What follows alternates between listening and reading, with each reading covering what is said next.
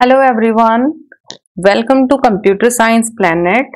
आज के सेशन में आप सभी का स्वागत है।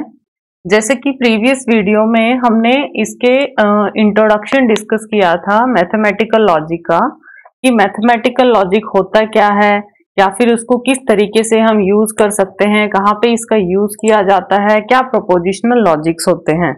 एक सिंपल ओवरव्यू लिया था और ड्यू टू सम एरर उसके बाद में वीडियो को कंप्लीट नहीं कर पाई थी, तो उसी का ये कंटिन्यू पार्ट है। तो पहले आप पार्ट 1 को देखिए, उसके बाद आप आज का दूसरा ये वीडियो देखिए ताकि आपको प्रॉपरली क्लियर हो जाए। तो अगर आप चैनल पे न्यू हैं या फिर अभी तक आपने चैनल को सब्सक्राइब नहीं किया है, then please do subscribe, because आपको यहाँ पे हर इंपॉर्टेंट टॉपिक की वीडियो मिलेगी जो कि NTA NET, DSSS, KVS, NVS या PGT, TGT के किसी भी एग्जाम में जो टॉपिक्स पूछे जाते हैं। सो देखिए, टॉपिक को कंटिन्यू करते हैं। तो हाँ, पार्ट 1 आप डेफिनेटली प्लीज देखिए, क्योंकि उसी को मैं यहाँ पे कंटिन्यूटी में लूंगी ताकि आप लोगों को कोई भी प्रॉब्लम ना हो। और इसके PDF नोट या फिर PPT नोट्स मैं आपको टेलीग्राम में प्रोवाइड कर दूंगी विद इन 1 और 2 डेज। सो मैंने आपको बताया था लॉजिकल ऑपरेटर्स होते हैं जिसमें नेगेशन, डिसजंक्शन, कंजंक्शन, इसका मतलब होता इम्प्लाइज। इम्प्लाइज में कैसे आएगा, इफ P देन Q, मगर मतलब अगर कोई P इवेंट अक्कर होगा तभी Q क्या होगा, अक्कर करेगा। अगर मैं मेहनत करूंगी तभी मैं क्या करूंगी, सक्सेस गेन करूंगी। इस तरीके का होता है। बाई डायरेक्शनल का मतलब क्या होता है कि P आपका कब हैपन करेगा, P if and only if Q, अगर P एग्जिस्ट करता है तभी क्या करेगा, Q एग्जिस्ट करेगा। Now another important topic, another important logical operator in mathematical logic is एक्सोर।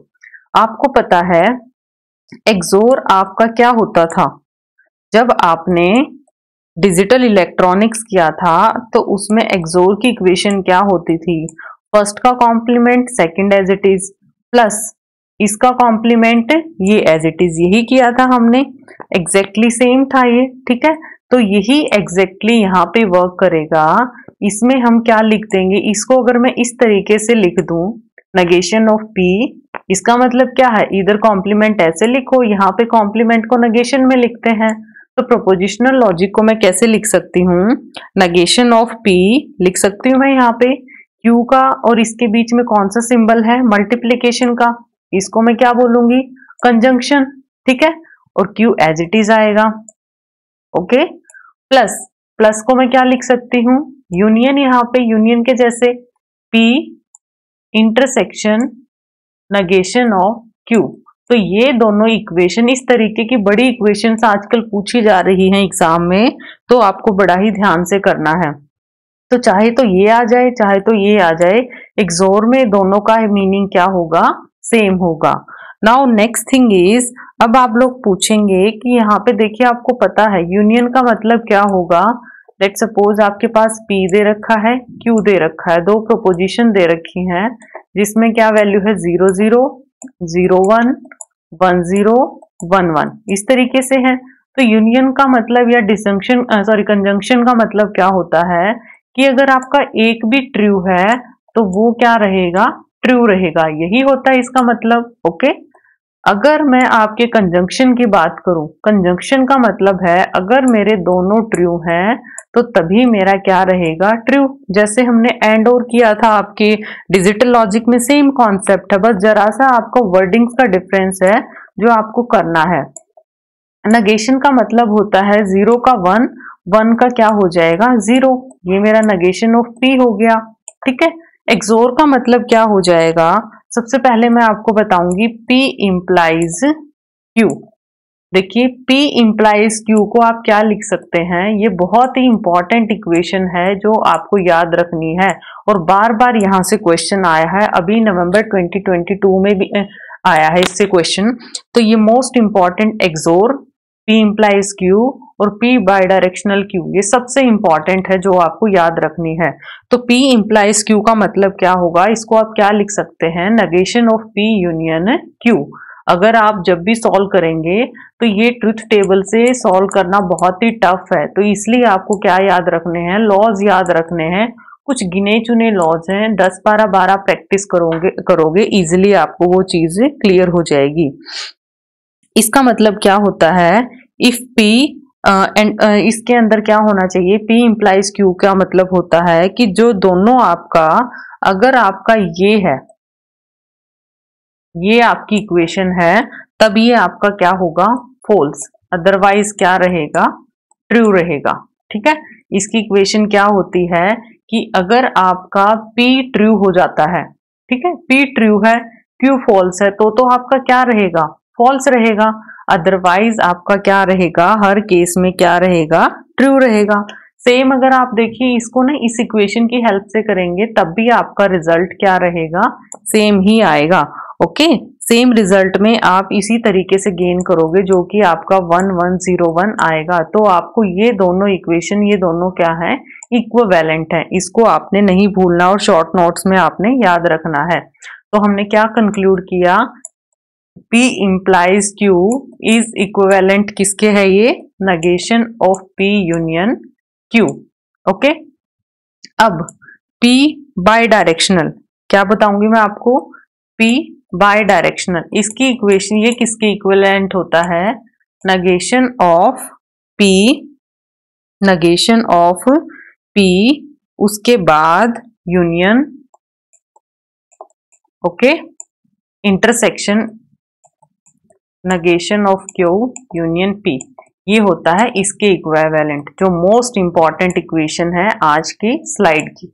Okay, ये होता है बाई डायरेक्शनल के लिए, और ये पहले वाला क्या था, इम्प्लीकेशन के लिए। देखिए एक दो मैं क्वेश्चन करा देती हूँ कैसे इसके क्वेश्चंस आते हैं, कैसे with the help of Boolean laws आपको इसको सॉल्व करना है। लेट सपोज मैंने क्या लिख दिया, negation of P implies Q। Okay, negation of P implies Q, इसको सॉल्व करके बताओ। तो देखिए आपको पता है P इंप्लाइज Q, ये कंप्लीटली क्या बन गया, P इंप्लाइज Q किसके अकॉर्डिंग होगा, इसका फॉर्मूला क्या होता है, इंप्लाइज का मतलब होता है negation of P union Q। Agree इस चीज को, तो आपको पता है फर्स्ट वाले का क्या हो जाएगा, डबल नेगेशन हो जाएगा, क्योंकि फर्स्ट टर्म का क्या करना है, नेगेशन करना है, यही तो इक्वेशन थी। यूनियन सेकंड को क्या रखना है, एज इट इज रखना है। तो ये मेरा किसके, डबल नेगेशन से नेगेशन कट, बचा क्या, P यूनियन Q। इस तरीके से आपने क्वेश्चंस को क्या करना है, सॉल्व करना है, राइट। अब नेक्स्ट अगर मैं आपसे पूछूं, negation of P implies, negation of P implies Q intersection R, Q intersection R, तो ये मेरा क्या बन गया, P, ये कंप्लीट मेरा क्या है, Q है। तो फर्स्ट का क्या हो जाएगा, नेगेशन, तो इसको क्या बोल देंगे, डबल नेगेशन लग जाएगा, क्योंकि एक तो नेगेशन आपका किसके अकॉर्डिंग है, इंप्लाइज के अकॉर्डिंग होता ही होता है। अब डबल नेगेशन आ जाएगा, बीच में क्या आता है, यूनियन, और ये क्या रहेगा, एज इट इज रहेगा, Q को एज इट इज लिखते हैं, डबल नेगेशन से double negation cut, P union Q intersection R, ये बन गया आपका इस तरीके से। ओके, अब मान लिया नेक्स्ट क्वेश्चन है आपका, अगर आपके पास है P intersection Q implies R, इस तरीके का कोई क्वेश्चन आ जाता है, तो इसका क्या कर देंगे, फर्स्ट वाली टर्म का क्या करते हैं हम, नेगेशन कर देते हैं, यही होगा ना, फर्स्ट टर्म का नेगेशन और सेकंड टर्म क्या हो जाएगी, एज इट इज आ जाएगी, इसका डबल नेगेशन हो जाएगा, P बच जाएगा। जब आपका डिमोर्गन आप अप्लाई करते हैं तो फर्स्ट अंदर वाले का सिंबल क्या हो जाता है, अगर बाहर, अगर हमारा ये है नेगेशन है, तो अंदर वाले का सिंबल क्या हो जाता है, चेंज।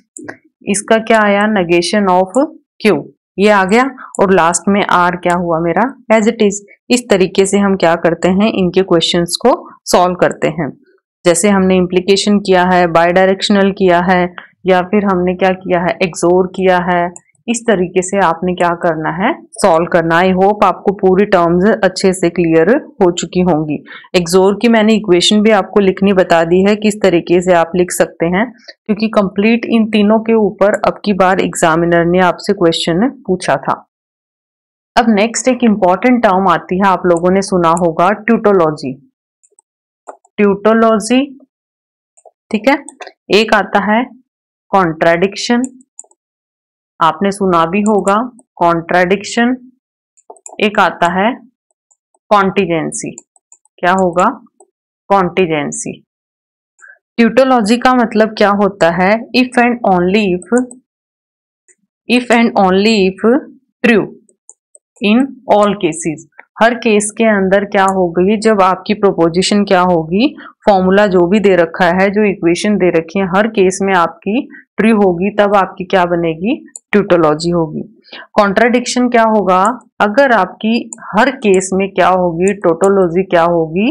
फॉल्स, वो कॉन्ट्राडिक्शन बन जाएगा।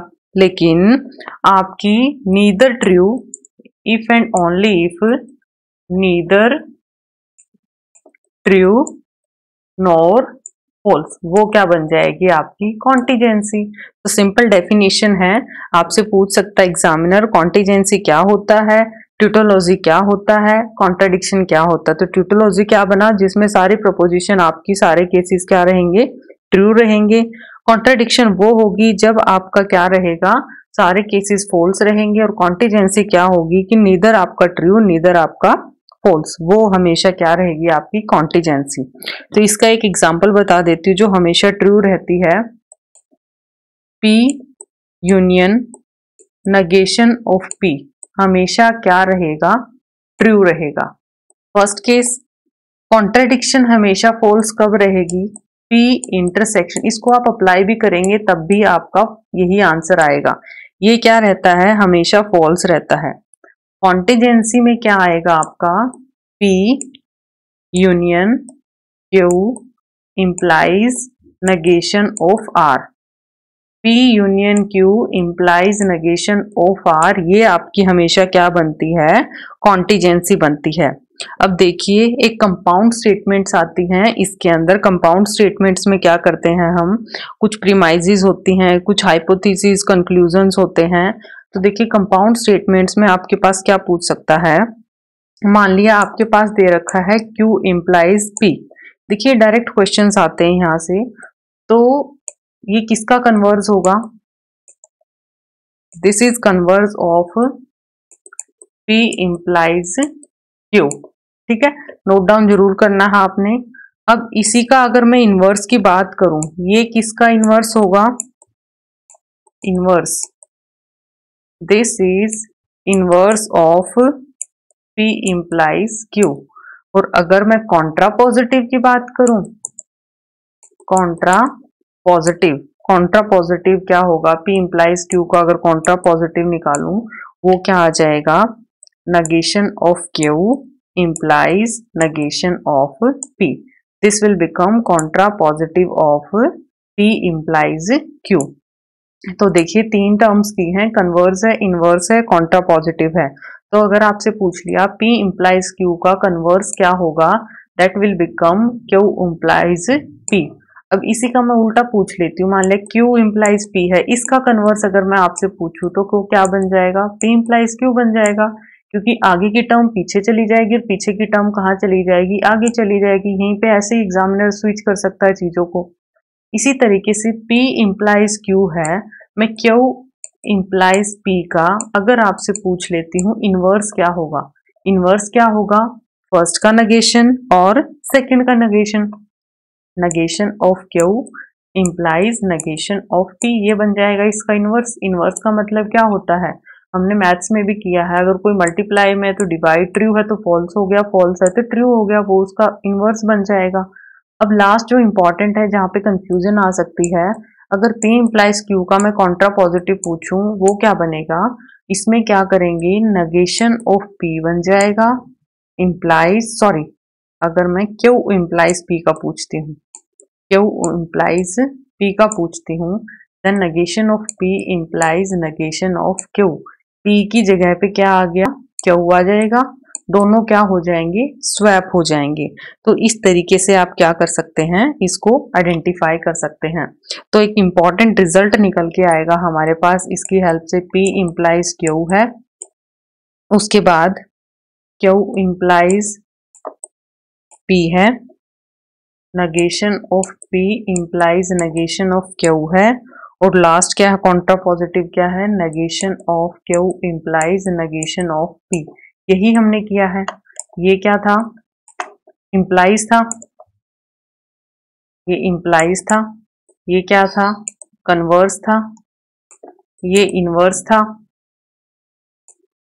था, और ये क्या था, कॉन्ट्रा पॉजिटिव था। तो इससे रिजल्ट क्या निकला, negation of P union Q, यही इक्वेशन थी। इसका रिजल्ट क्या है, negation of Q union P। इसका रिजल्ट क्या है, डबल नेगेशन हो जाएगा, क्योंकि इसकी अगर इम्प्लीकेशन को ओपन करेंगे तो ये इस तरीके से डबल नेगेशन से डबल नेगेशन कट, तो क्या बचा P यूनियन माइनस Q, और इस तरीके से ये क्या बना, double negation Q implies negation of P, तो बचा क्या, Q इम्प्लाइज P।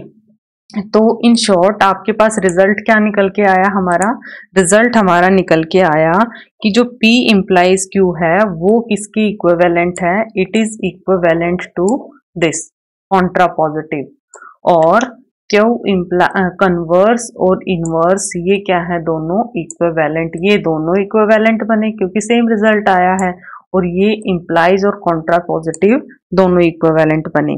तो ये क्या था, बड़ा ही इंपॉर्टेंट टॉपिक था जो कि आपका एनटीए नेट में आ सकता है, और यहाँ से क्वेश्चन बार बार पूछे जाते हैं।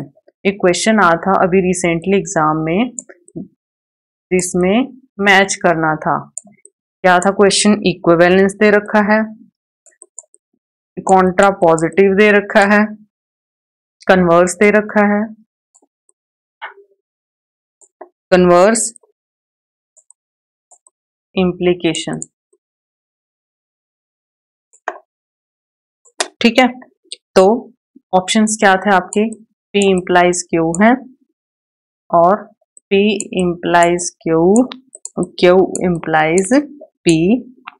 नेक्स्ट ऑप्शन है P implies Q, negation of Q implies negation of P, और P इम्प्लाइज Q। तो आपको पता है P implies, sorry by directional, ये क्या है, बाई डायरेक्शनल है। तो अगर आप इसको मैच करेंगे, आपको पता है इम्प्लीकेशन का मतलब क्या होता है, this one P implies Q, आपका मैच हो गया आंसर।